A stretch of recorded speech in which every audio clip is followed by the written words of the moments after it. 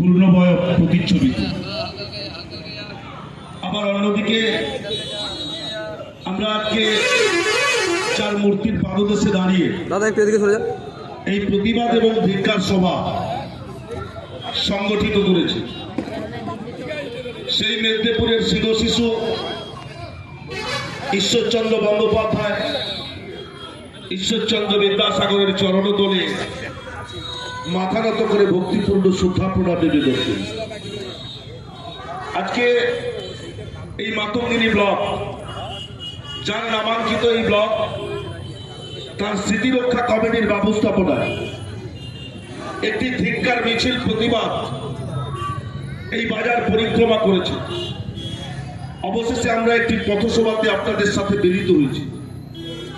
আমাদের মাঝে DPSC chairman যারা হাবিবুর রহমান সাহেব আছেন, পাঁশকুড়া পঞ্চায়েত সমিতির সহ সভাপতি সম্মানীয় সুজিত রায় মহোদয় উপস্থিত আছেন। আমাদের প্রখ্যাত বিশিষ্ট আইনজীবী শ্রদ্ধাভাজন চিত্তরঞ্জন মাইতি মহোদয় তিনিও উপস্থিত আছেন। আমাদের বর্তমানের কর্মাধ্যক্ষা পূর্ব মেদিনীপুর জেলা পরিষদ মামুনি ম্যাডাম উপস্থিত আছেন। প্রাক্তন কর্মাধ্যক্ষ সিরাজ সাহেবও উপস্থিত আছেন। অপূর্ববাবু দীর্ঘক্ষণ ধরে তার মূল্যবান বক্তব্য উপস্থাপনা করলেন। শিক্ষক সুমিত বাবু আছেন। বিভাস বাবু আজকে সভার সভাপতিত্ব করছেন। এছাড়াও ত্রিস্তর পঞ্চায়েত ব্যবস্থার নির্বাচিত প্রতিনিধি, গুরুত্বপূর্ণ ব্যক্তিত্ব, শিক্ষকরা উপস্থিত আছেন।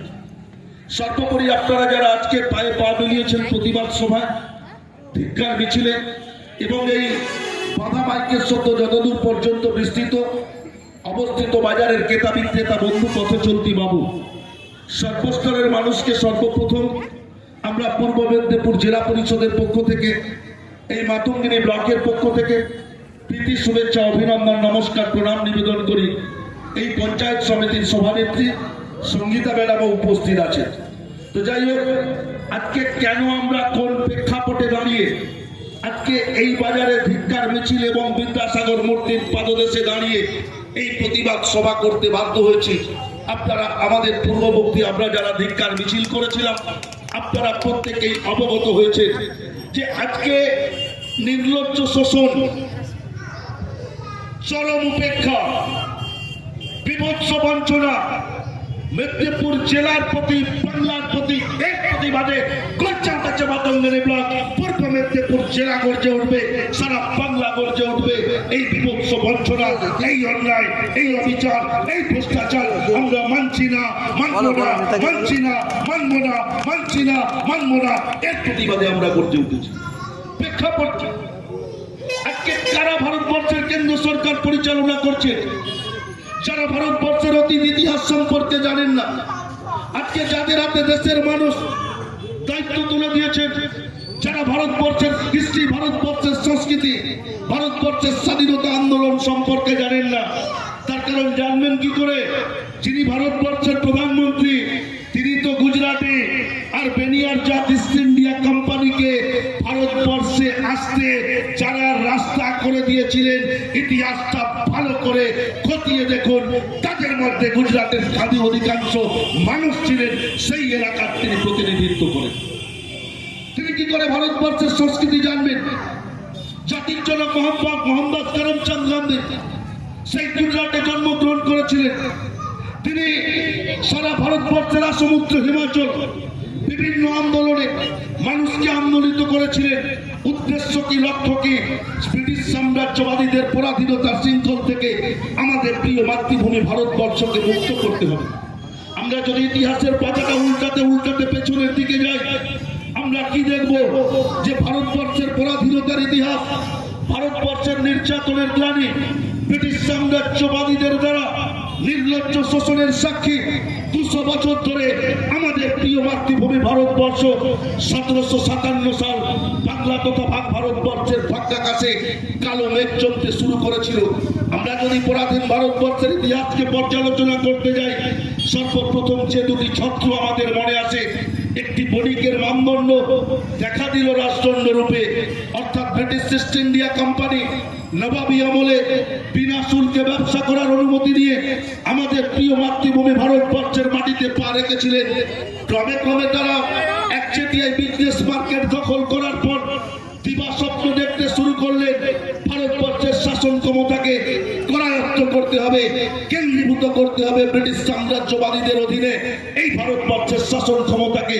তারই ফলশ্রুতি হিসাবে 1757 সালে বাংলার শেষ স্বাধীন সূর্য, বাংলার শেষ স্বাধীন নবাব সিরাজউদ্দৌলার সেনাদের সাথে যে লড়াই, যে সংগ্রাম, যে রক্তক্ষয়ী যুদ্ধ ব্রিটিশ ইস্ট ইন্ডিয়া কোম্পানির সেনাদের সাথে শুরু হয়েছিল, পরাধীন ভারতবর্ষের ইতিহাসে তাই পলাশির যুদ্ধ কাব্যগ্রন্থ নামে খ্যাতি লাভ করেছে। সেই পলাশির যুদ্ধ বাংলার কবি রবীন্দ্রচন্দ্র সেন পলাশির যুদ্ধ কাব্যগ্রন্থ রচনা করতে গিয়ে উল্লেখ করলেন, কোথা যাও ফিরে যাও সহস্র কিরণ, তুমি অস্তাচলে দেব করিলে গমন, আসিবে ভারতবর্ষে পূর্ণ বিষাদ রজনী। অর্থাৎ নবাব সিরাজউদ্দৌলার পতনকে ভারতবর্ষের স্বাধীনতার শেষ সূর্য অস্তগমনের সাথে তুলনা করলেন বাংলার কবি রবীন্দ্রচন্দ্র সেন পলাশের যুদ্ধ কাব্যগ্রন্থ রচনা করতে গিয়ে। ভারতীয় জনতা পার্টির বন্ধুরা যদি আছেন, ইতিহাস শুনে রাখুন, আপনাদের নেতাদেরকে শিক্ষা দেবেন, ক্লাস করান, তারপর তো বাংলায় আসবেন বাংলার মানুষের মন জয় করতে। আগে বাংলার কৃষ্টি, আগে বাংলার সংস্কৃতি, আগে মেদিনীপুর জেলার ত্যাগ, আগে মেদিনীপুর জেলার মানুষের ত্যাগের ইতিহাস কি, এটা সর্বপ্রথম ভারতীয় জনতা পার্টিকে শিক্ষা নিতে হবে, তাদেরকে কোচিং করতে হবে। যদি তাদের টিউটারের অভাব থাকে বলবেন আমরা মেদিনীপুর জেলা থেকে দিল্লিতে টিউশন মাস্টার পাঠিয়ে দেবো, তারা ভারতীয় জনতা পার্টির নেতাদেরকে টিচিং দেবে, অর্থাৎ তাদেরকে ট্রেনিং দেবে, তাদেরকে ভারতবর্ষের দৃষ্টি সম্পর্কে, অতীত সম্পর্কে নিশ্চিতভাবে জানিয়ে আসবে এই মেদিনীপুর জেলার ছেলেরা দিল্লিতে গিয়ে।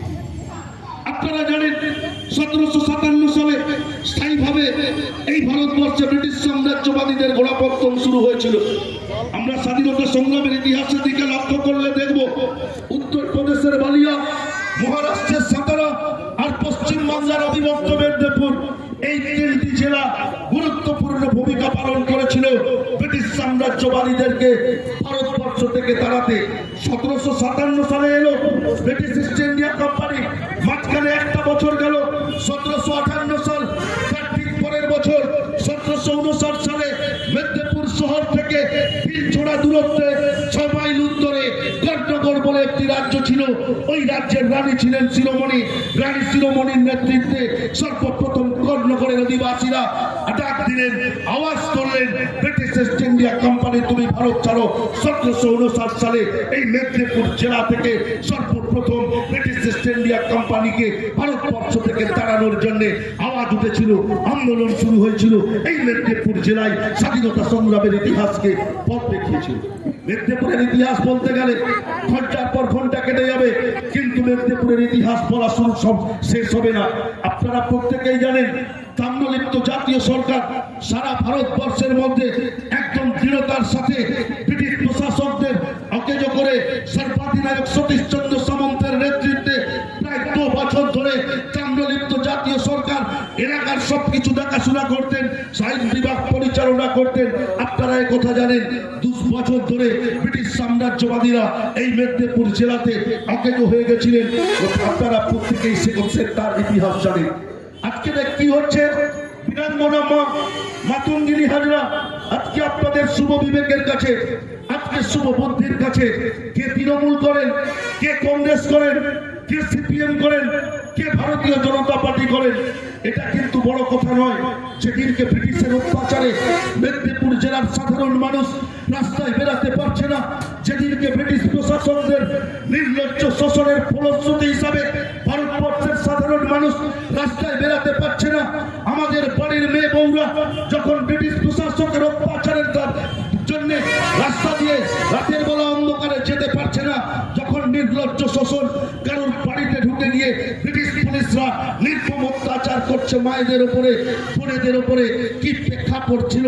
নিশ্চিতভাবে আজকের দিনে দাঁড়িয়ে আপনারা প্রত্যেকেই কর্মব্যস্ত মানুষ, যখন কাজ শেষ করে বাড়ি ফিরবেন, খাওয়া দাওয়া করে যখন বিছানায় ঘুমোতে যাবেন, 1 মিনিট দয়া করে কথাটাকে ভাববেন যে কোন প্রেক্ষাপট ছিল 200 বছর ধরে ব্রিটিশ সাম্রাজ্যবাদীরা আমাদের প্রিয় মাতৃভূমি মেদিনীপুর, আমাদের প্রিয় মাতৃভূমি বাংলা, আমাদের প্রিয় মাতৃভূমি ভারতবর্ষকে কি নির্লজ্জ শোষণের সাক্ষী স্তূপে পরিণত করেছিল। কিভাবে তারা সারা ভারতবর্ষকে সুস্থে সুস্থে লুটতে লুটতে শ্মশানের স্তূপে পরিণত করেছিল। আমাদের দেশ থেকে তারা সম্পদ লুট করে নিয়ে গিয়ে তাদের দেশে স্থায়ী সম্পদ বানিয়েছিল। হয়েছিল, এটা যদি দয়া করে চোখটা বন্ধ করে একটু ভাবেন তাহলে বুঝতে পারবেন গতকালের যে নির্লজ্জ ঘটনা ভারতবর্ষের কেন্দ্র সরকারের দ্বারা সংগঠিত হয়েছে, তবেই বুঝবেন যে প্রতিবাদ করার প্রয়োজন আছে কি প্রয়োজন নেই। আপনাদের পূর্বপুরুষ, আমাদের বাড়ি থেকে যখন মা বোনেরা বেরাতে পারতেন না, যখন নির্লজ্জ শোষণ ব্রিটিশ সাম্রাজ্যবাদীদের, ব্রিটিশ পুলিশের দ্বারা যখন অকুণ্ঠ অত্যাচার হচ্ছে, তখন কিন্তু আপনারা জানেন জাতির জনক মোহাম্মদ করমচাঁদ গান্ধীর নেতৃত্বে ব্রিটিশ ইস্ট ইন্ডিয়া কোম্পানি তুমি ভারত ছাড়ো এই আন্দোলনের সূচনা হয়েছিল।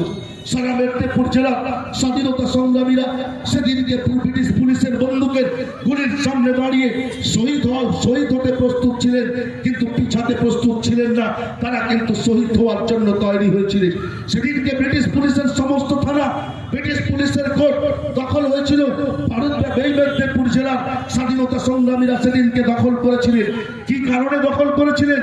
কেন ব্রিটিশ প্রশাসনের গুলির সামনে দাঁড়িয়ে শহীদ হয়েছিলেন? যে তাদের পরবর্তী তারা তো স্বাধীনতা ভোগ করতে পারবে না, তাদের পরবর্তী প্রজন্ম যেমন আমরা স্বাধীনতাটা ভোগ করতে পারি, উপভোগ করতে পারি, স্বাধীনভাবে চলাফেরা করতে পারি, তাদের পরবর্তী প্রজন্মের উপরে যাতে এভাবে ব্রিটিশদের নির্মম অত্যাচার আর না নেমে আসে, তার জন্য তারা সংগঠিত করেছিলেন। এই মেদিনীপুর জেলার বীরাঙ্গনা মা মাতঙ্গিনী হাজরা, শুক্লাতে যার জন্মস্থান, আলীগঞ্জ যার কর্মস্থান, তিনি সেই ব্রিটিশ সাম্রাজ্যবাদীদের রক্তচক্ষুর কাছে মাথা নত না করে ব্রিটিশ ইস্ট ইন্ডিয়া কোম্পানি তুমি ভারত ছাড়ো সেই আন্দোলনের নেতৃত্ব দিতে গিয়ে সামনের সারিতে সামনে দাঁড়িয়ে তিনি ভারতবর্ষের ত্রিবর্ণ রঞ্জিত জাতীয় পতাকা কাঁধে নিয়ে যখন তমলুক কোর্ট দখলের উদ্দেশ্যে এগিয়ে চলেছেন, তমলুক কোর্ট থেকে একটু ঢিলছোড়া দূরত্বে একটা যার মাতঙ্গিনী হাজরার স্ট্যাচু রয়েছে, ঠিক সেই স্থানে তিনি ব্রিটিশ পুলিশের বন্দুকের গুলিতে লুটিয়ে পড়লেন। ব্রিটিশ পুলিশের বন্দুকের গুলি তার বুকটাকে ছিদ্র ছিদ্র করে দিল, রক্তে রাঙিয়ে গেল এই তমলুক শহর, মেদিনীপুর জেলা। বীরাঙ্গনা মাতঙ্গিনী হাজরার সেদিনকে রক্তে সারা জেলা, সারা বাংলা রাঙিয়ে গেল। সারা ভারতবর্ষের মানুষ দেখলো একটি নারীর উপরে কিভাবে নারকীয় ভাবে গুলি বর্ষণ করলেন ব্রিটিশ প্রশাসক।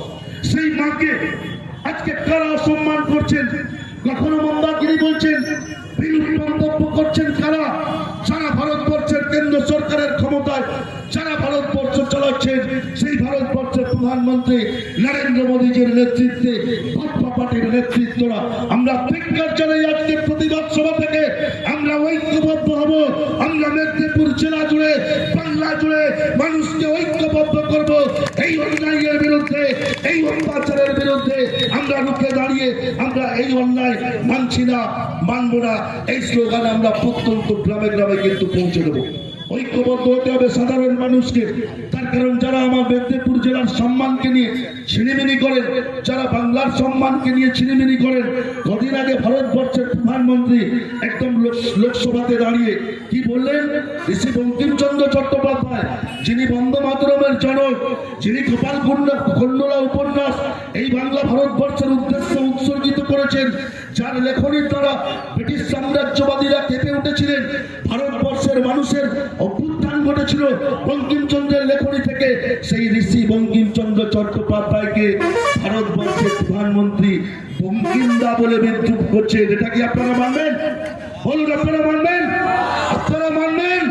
নিশ্চিত ভাবে যে দেহে যতক্ষণ রক্ত থাকবে, প্রাণ থাকবে, এই অন্যায় আমরা কখনো মানবো না, মানবো না, মানবো না। এই আন্দোলনকে ঐক্যবদ্ধ করতে হবে সর্বস্তরের মানুষকে সাথে নিয়ে।